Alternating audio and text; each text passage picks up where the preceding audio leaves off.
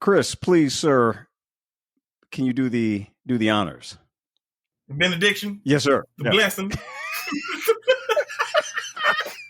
On this episode of The Top Guys, we will be discussing the final 3 episodes of X-Men 97. But you knew that, hopefully, if you clicked on this. If not, beware, there will be spoilers. If you do not heed this warning and you continue onward into the episode, that's on you. We do not care. But still leave us a 5-star rating. Enjoy! This should be entertaining.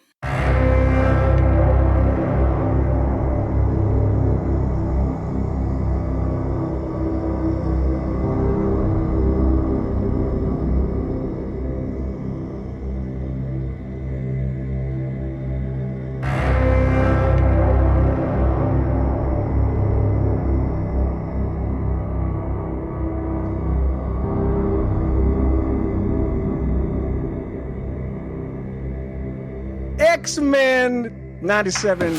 I just want to thank X-Men 97 because we do that every episode. My life was... Thank you, X-Men 97. Yeah, it was just not... Thank you. Wasn't everything it needed to be until X-Men 97. Before X-Men 97, I suffered from erectile dysfunctions. And now, thanks to the X-Men 97s, I am pleasing all of the people who want to be with me. Thank you, X-Men 97s.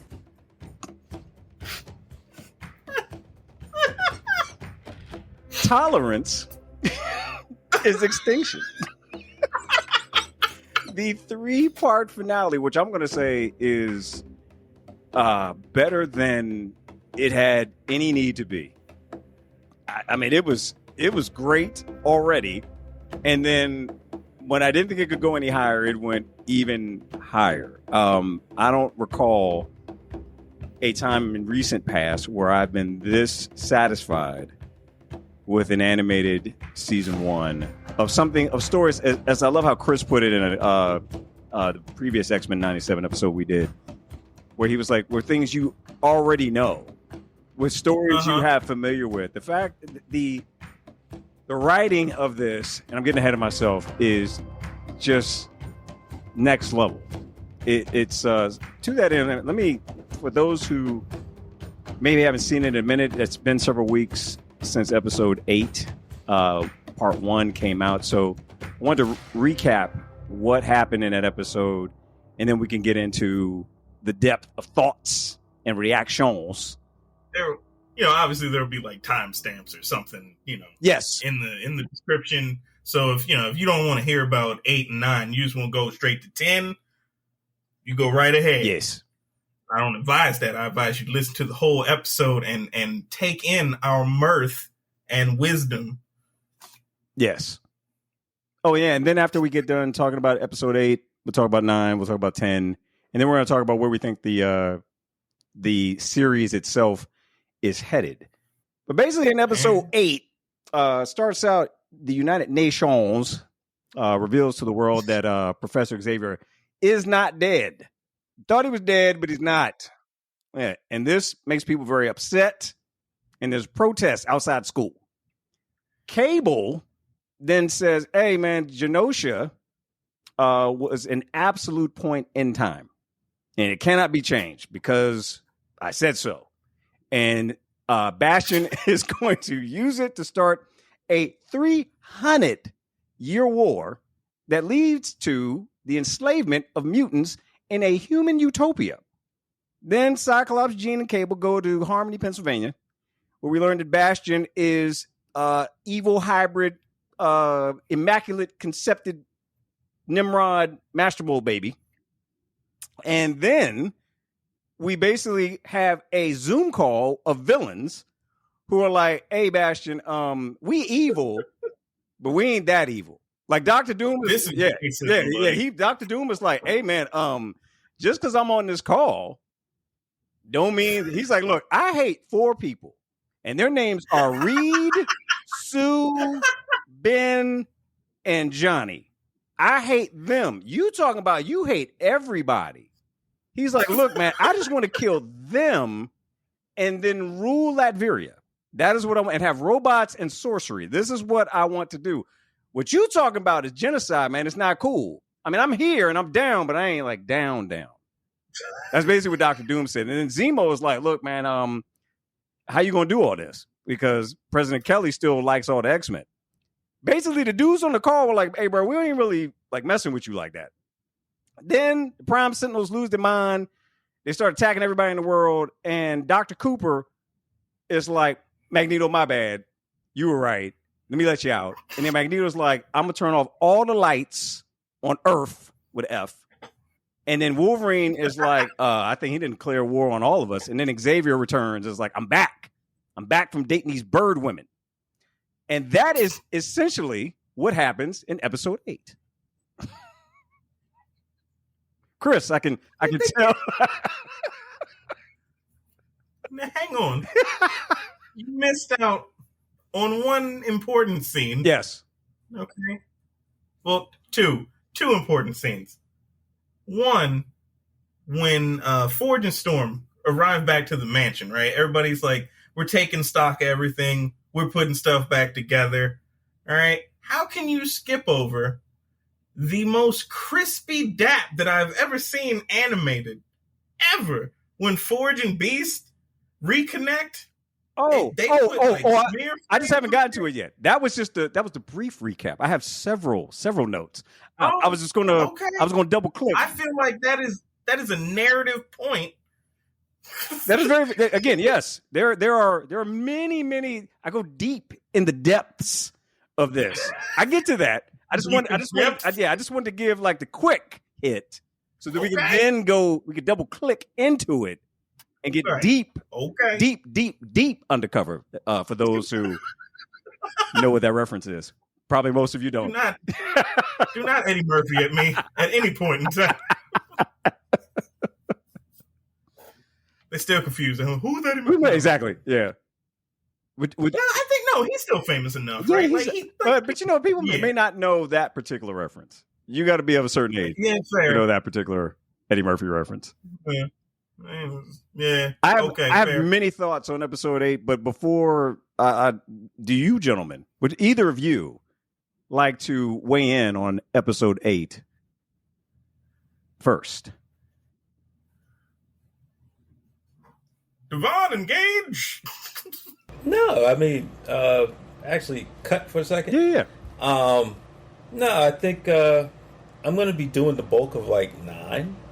Okay. So maybe you should start. All right. With your thoughts, Chris. Okay.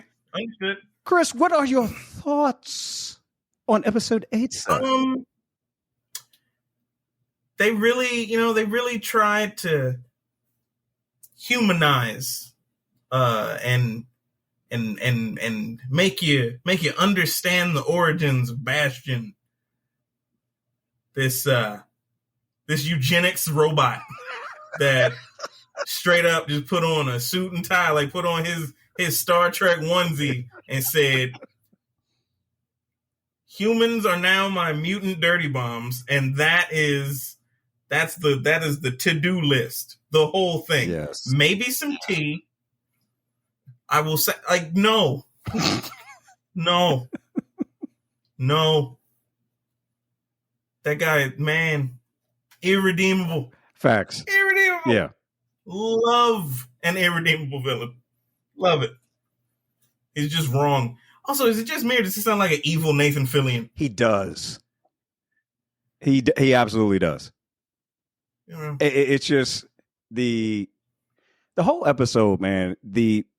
What really kind of blew my mind about it, one, again, the writing is ridiculous, but it was really like, it's the type of show, man, that you watch it the first time for the enjoyment factor of it. Like, oh, wow, this is just, it's X-Men. I'm just 12-year-old me is just geeking out, losing his mind, seeing this.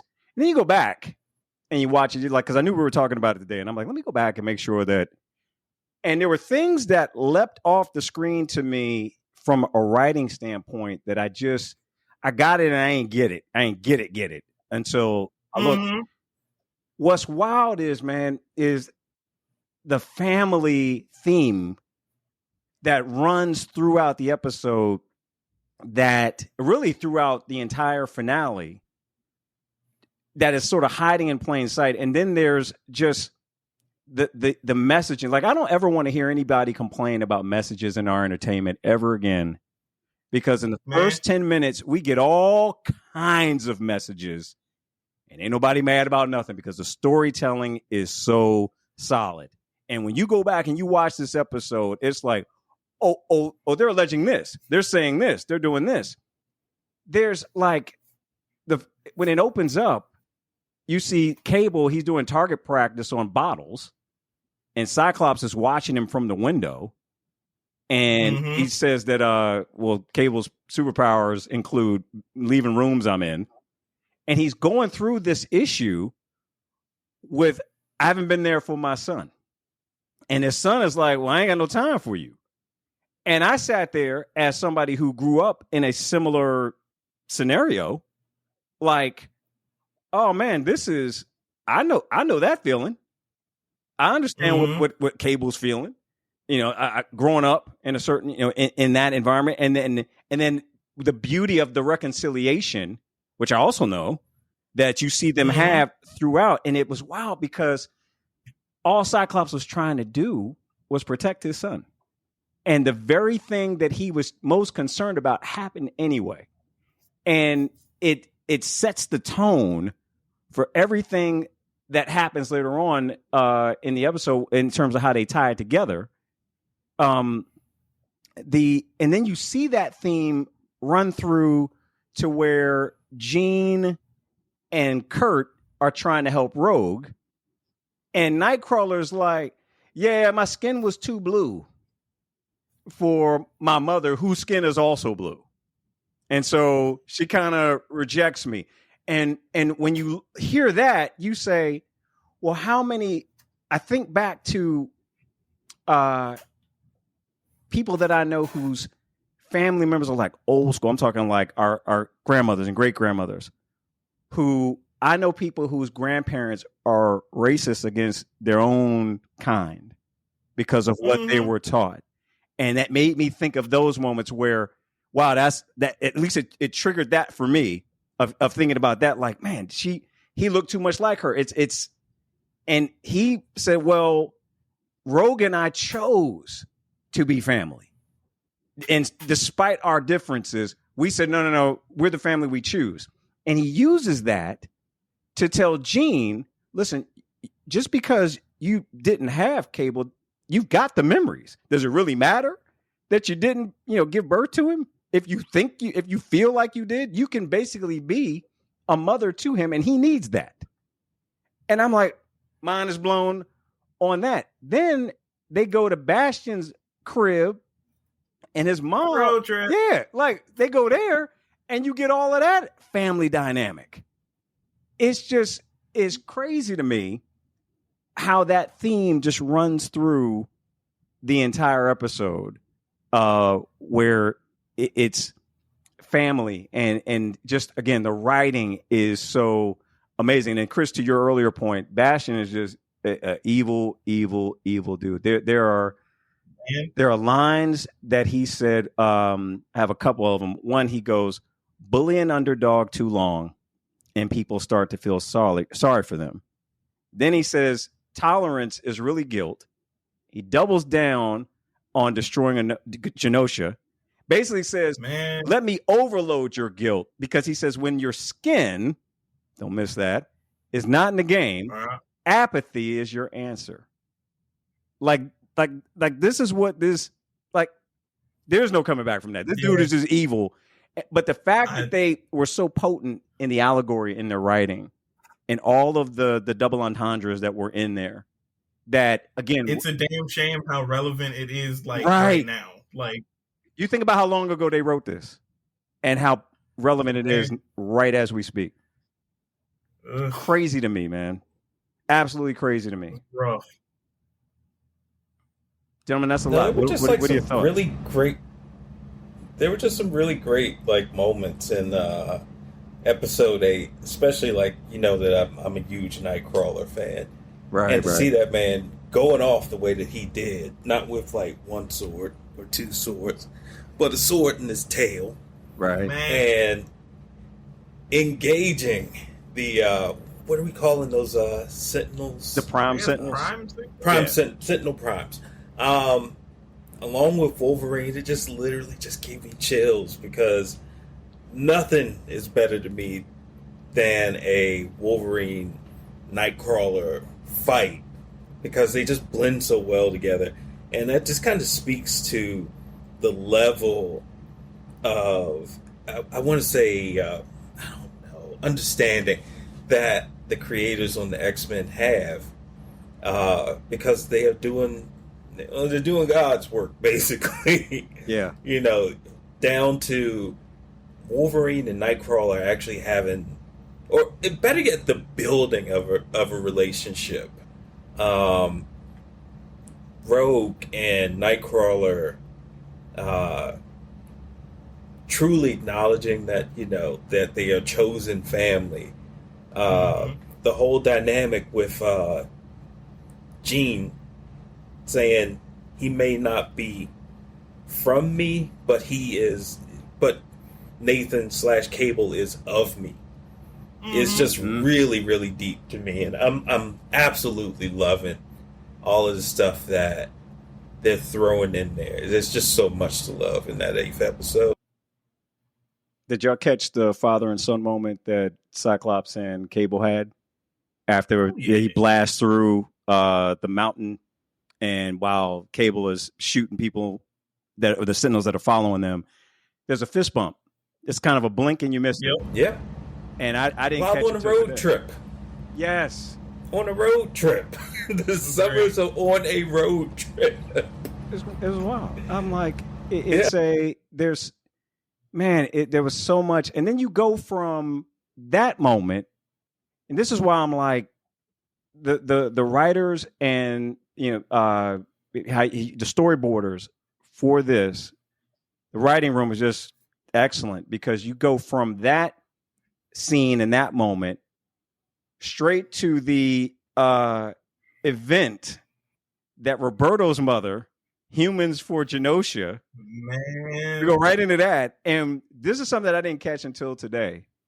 When the Prime Sentinels show up to take Roberto out, one of the Sentinels puts his hand on Roberto's right shoulder to escort him out.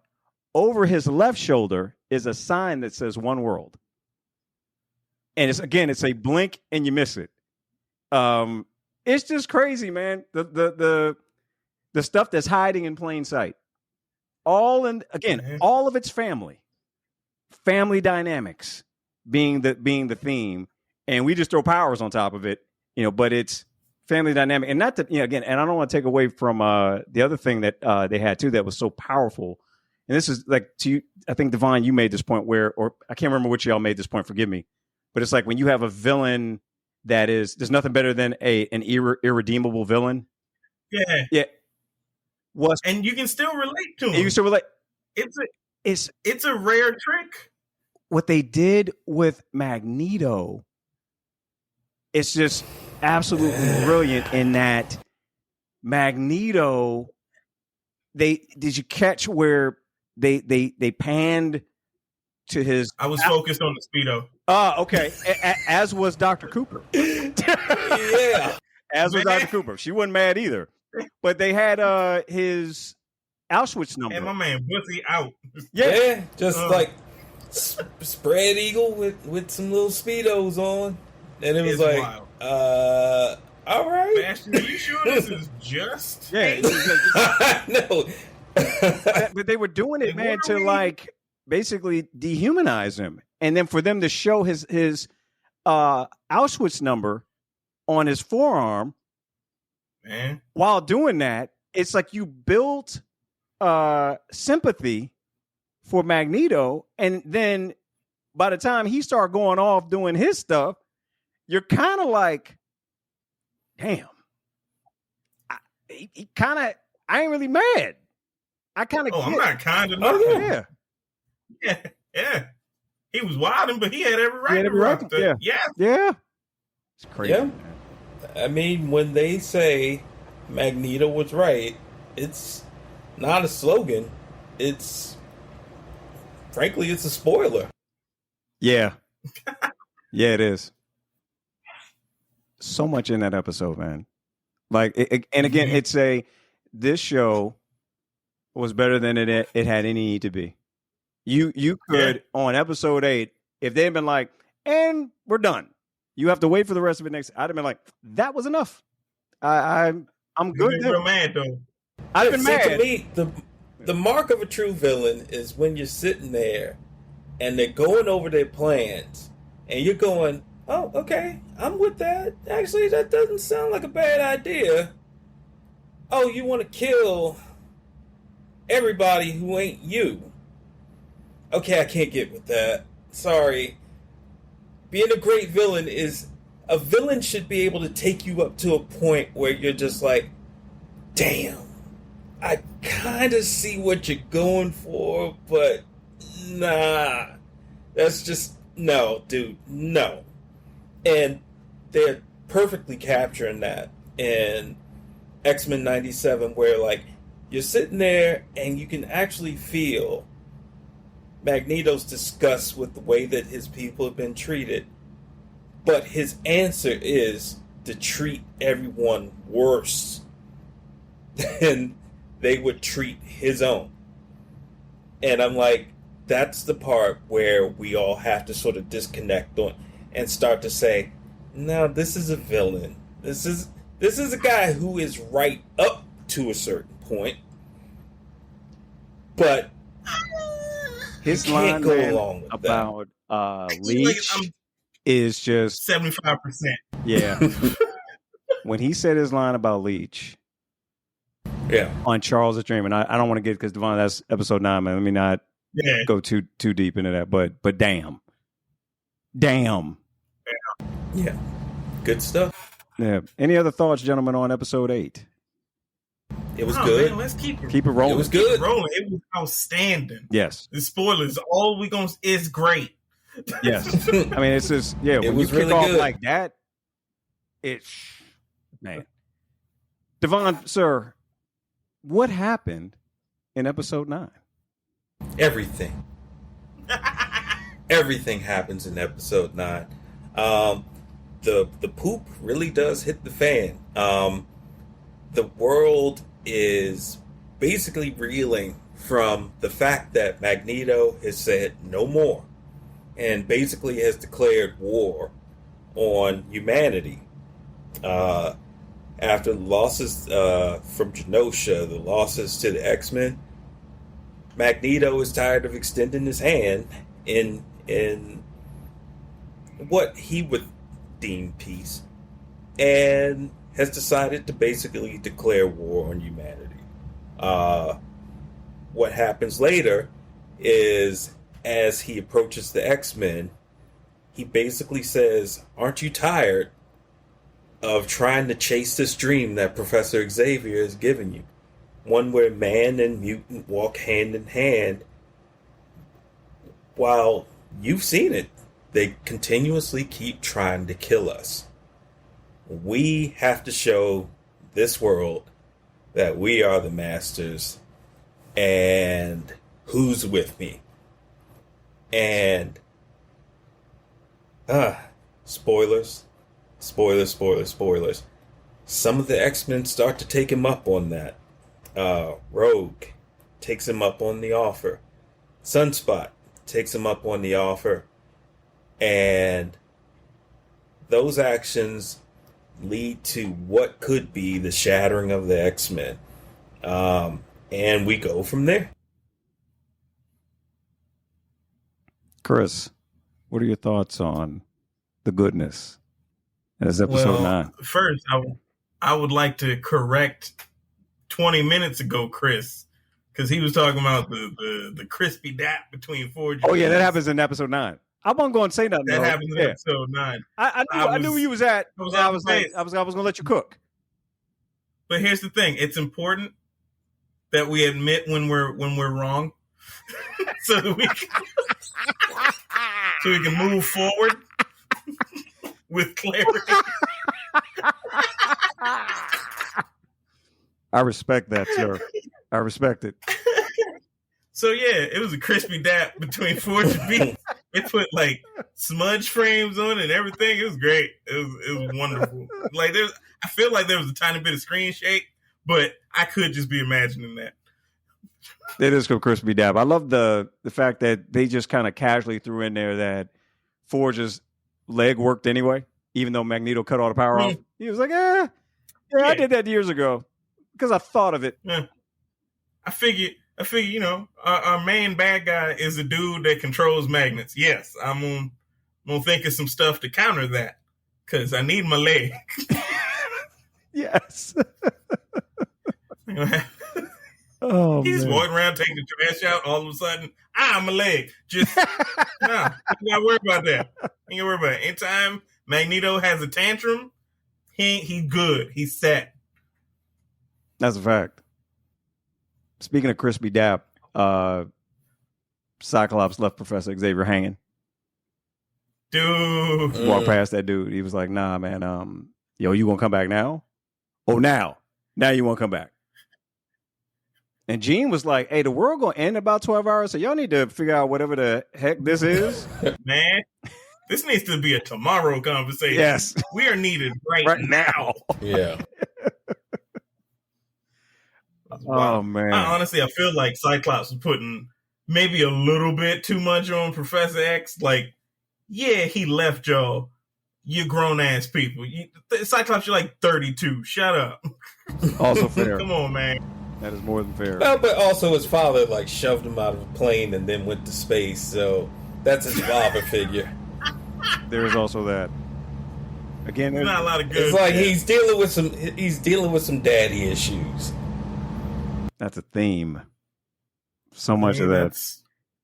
That's why we need to canonize Wolverine being a part of the thruple. Yeah, we do. Yes.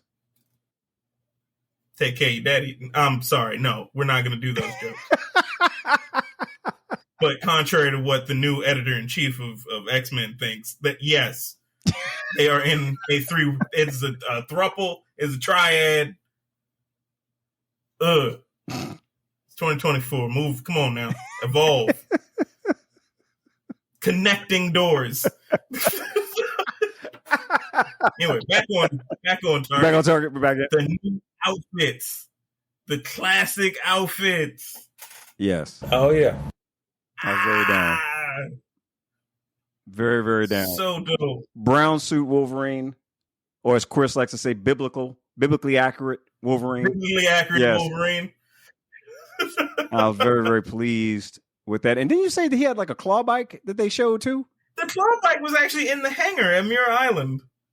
I ain't mad at that at all. It was crazy. They had like the I think that was the movie X-Jet that was next to like the Blackbird. Oh wow! Or rather, the other way around. I think like the Blackbird was next to the X-Jet in there. It was cool, man. They threw a lot of Easter eggs in there. Yeah. And they don't get in the way of the actual story. They're just like, if you know, you know, and it's right there. Yeah. It's great. Yeah, what I actually liked about like the change of costumes was like, if this is truly the end game, this is how we're going out, the way that we came in. Wolverine in the brown costume, Rogue, who went rogue and actually went to the villain side of things, actually returned in the original outfit that she wore when she first engaged the X-Men as a villain. I thought that was a nice little cut. Jean Grey going back to the OG green and yellow visor, butterfly visor thing that she usually wore early on. And the other thing is Cyclops, for some reason, the Cyclops do-rag look just does nothing for me. Like, there needs to be some hair poking out of the top of that man's head.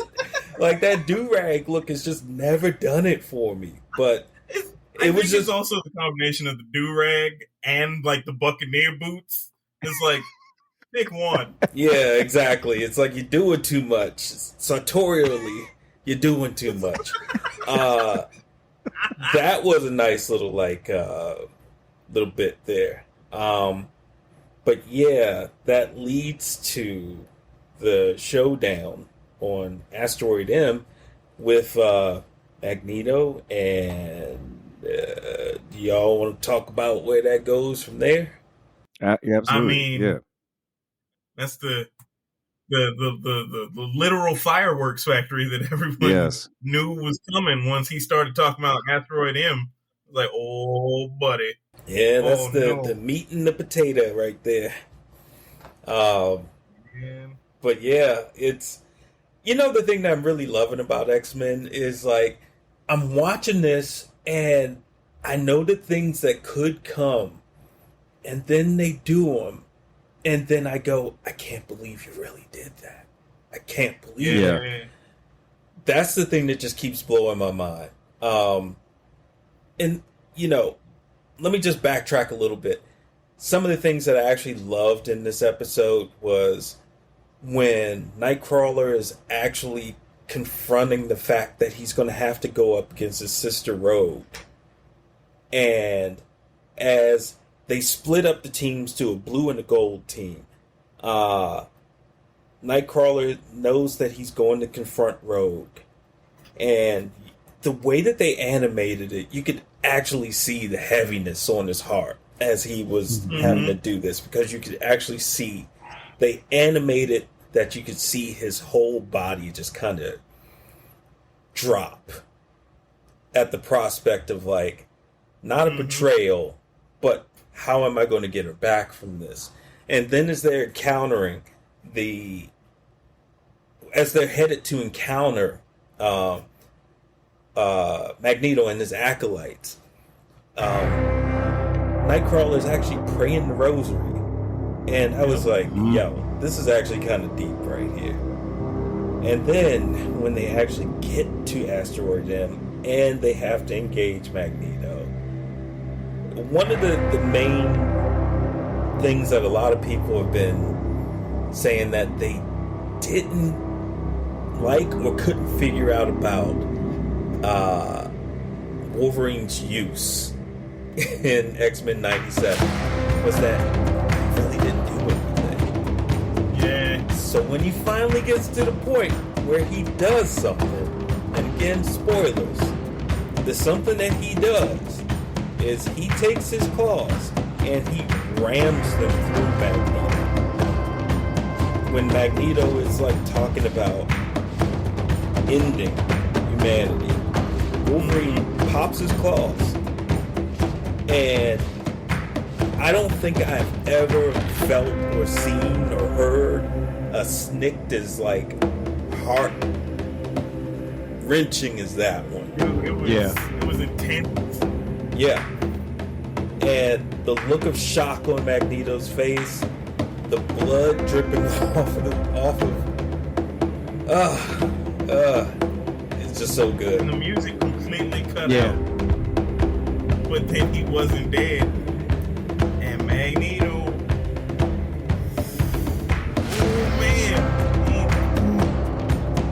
turned him into a pincushion. Yeah. Ripped all the adamantium out of that man. And the thing that I actually loved about that scene was that it was super comics accurate. Yeah. It looked just like the scene from, I can't remember the Wolverine issue, but Andy Kubert drew it. Yeah. And it looked exactly like that. And it was just like, oh my god. It was like 30 years of Wolverine / X-Men lore sitting there right in front of your face. Yep. And it was just like, oh, yeah, just beautiful stuff. Do not be alarmed, listener, by the sudden end to this episode of the Top Guys podcast. What you have heard is merely the first part in a 2-part extravaganza that will continue the very following week at the same place and the same time that you downloaded this podcast. We love you, and we'll see you next time.